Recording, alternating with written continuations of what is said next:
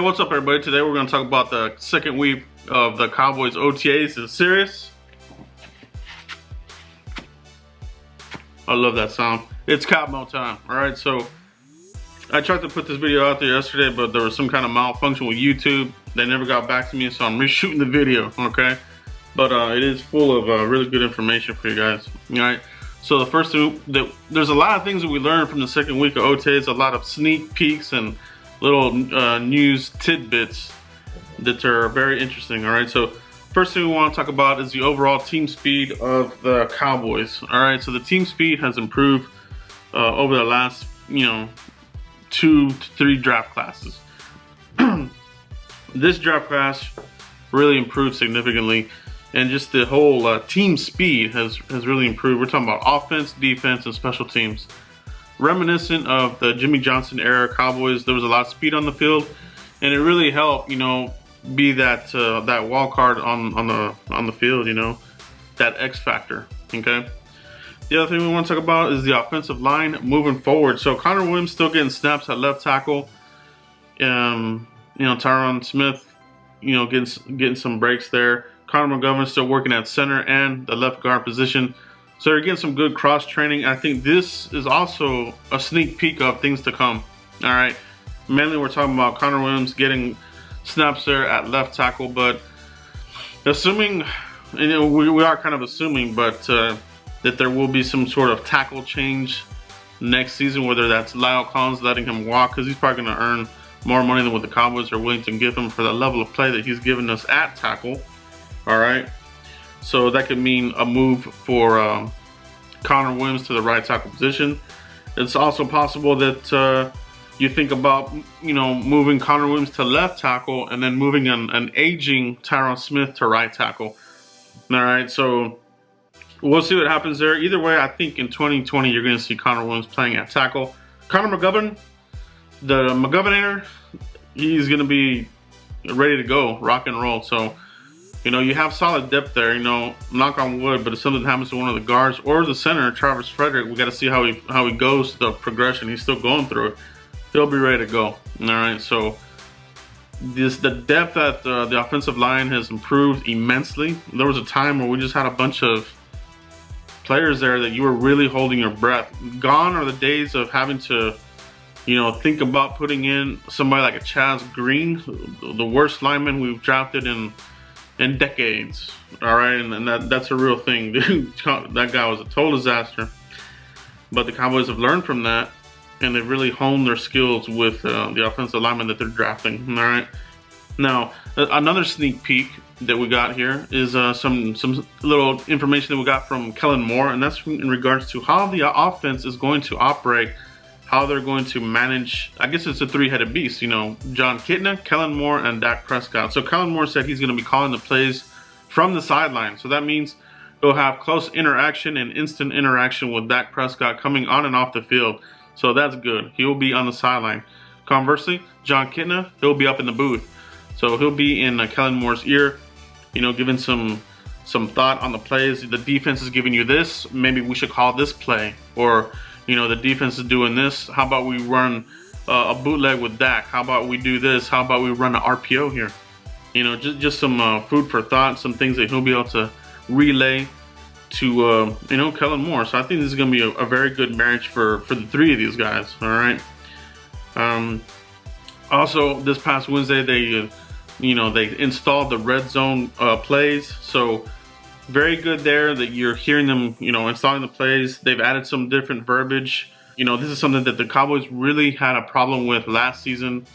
And, even the season before, the red zone, you get to the 10-yard line, they're good at moving the ball down the field. You get to the 10 and you're holding your breath like, all right, here we go. We're going to get stuck here. Sure enough, they would.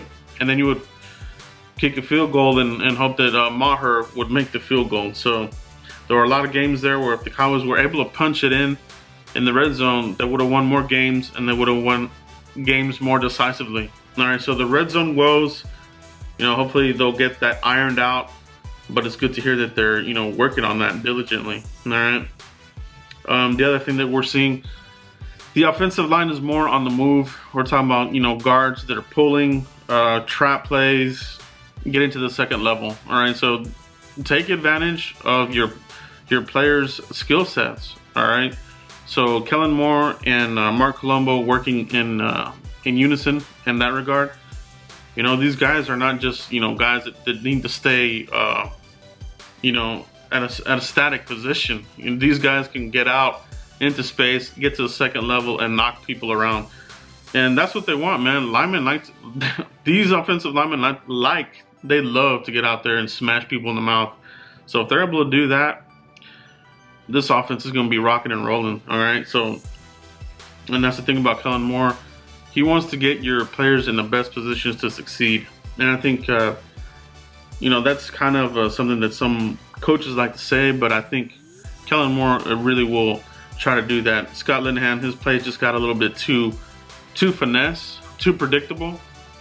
With Kellen Moore, you're seeing some different play sets, you know, where you're going to come out and you think it might be a pass, but it ends up being a run, or vice versa. You think it's a run and it ends up being a pass. With Linehan, you as a fan or as an opponent, you could probably guess what was going to come out of the formation. All right, you knew when the jet sweep was coming. That's why it never succeeded. That play sucked. All right, and it was always on third down, and you knew that here comes a jet sweep, or here comes a quick out, 1 yard gain, or a negative play. So let's get away from those crappy play calls. Hopefully Kellen Moore can change that. He's talking about flavoring it up. All right, in his interviews, he's talking about flavoring up the offense. So we're talking about, you know, I mean, if you're talking like food or whatever, if food is bland, and we're talking about the Linehan offense as being bland, flavoring it up means adding some spice. Add some spice to this offense. All right, let's get some play action. Let's get some bootleg, naked bootlegs. Let's get some RPO action going on. And I think that's what they're going to do. I think that Kellen Moore is going to feed these young players that type of football that they're used to. And that's, you know, pushing the defense, pushing the offense down the field. So a lot of good things that come from this. All right. So he also talked about the ability to move Amari Cooper on the inside because of the fact that Randall Cobb can play on the outside. So this is going to be a good dynamic. This will be an instant upgrade over Beasley, assuming that Randall Cobb can stay healthy, because Beasley was a pure slot receiver. Randall Cobb plays a slot but can play on the outside successfully. Beasley couldn't do that. You couldn't play him on the outside. He couldn't break those jams. He couldn't get down the field. But Randall Cobb can. All right, he's a physical player, and he'll get down the field, and he's pretty fast. So team speed, veteran leadership there with Cooper and Cobb. Michael Gallup coming along really well as well. And John V. Johnson having another solid week of practice, having a really good connection with Cooper Rush on a long pass down the field. Tony Pollard as well. He gets up the field really quick. There's no lost steps when he runs. He runs with diligence and with a purpose. So I like him. He is a running back. There's no gadgetness about him. He's well-rounded. I can't wait to see him in action. I think he's going to really give this offense a new wrinkle that the defenses are really going to have to account for. So hopefully we can get Pollard and Zeke on the field at the same time. That would be awesome. I want to see something like that. All right. Defensively speaking, all right, on the other side of the ball, Tristan Hill showing some really good pass rush moves, and Rod Marinelli continues to be impressed by him. You know, going as far as saying that we haven't had a true under tackle since Jason Hatcher. So comparing him, giving him some love there. Tristan Hill has that ability to be a double-digit sack person like Jason Hatcher was. Before that, even before Hatcher, we still weren't really getting good production from the defensive tackle position. So they've addressed it in this draft by getting what they believe to be the number one, you know, defensive tackle who had just the quickest, you know, get off on the ball at the snap. So Tristan Hill continues to look good. So that's good for us. Daniel Wise, the undrafted free agent, he's showing up, and this is something the Cowboys have they've had their eye on him, you know, since the Shrine game. So we followed him here as well with my draft coverage. Daniel Wise as a player that the Cowboys had interest along the way. So good to see him. He's giving you position flex as well because he is a defensive end, but they're looking at more at him as an inside guy at defensive tackle. So that versatility, the size, that's going to bode well for Daniel Wise. Year 2 for Kris Richard. You know, with the guys that are on there now, they're continuing to buy into his system. They've bought in. All right, now it's a matter of honing the skills. You know, Coach Richard, you know, talked about the type of player that he likes, and that's toughness, mental toughness, players that have a high level of humility, where if you get beat on a play, you're able to shake it off and come back and put in some good work. We didn't really have that before. You know, if Mo Claiborne got beat, his confidence was shot. All right, so those aren't the type of players that we want. And Kris Richard, you know, it's his hand picking a lot of these cornerbacks, you know, and they, you know, and they all, there's a lot of them that do have the height and that kind of thing. But this is the second year in a row that he's talked really well about Jordan Lewis, saying that it's not always about that. If you have a player that is willing to get in there and make tackles and be a playmaker, then he'll be a part of this team. So, you know, some people that are really want to put Jordan Lewis out there on the trade block, I would reconsider those thoughts, because Jordan Lewis played well. You know, he's done really well for us. He gives you some juice in the return game.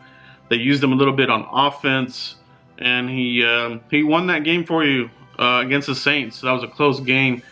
Turnovers, interceptions, making key stops in tackling.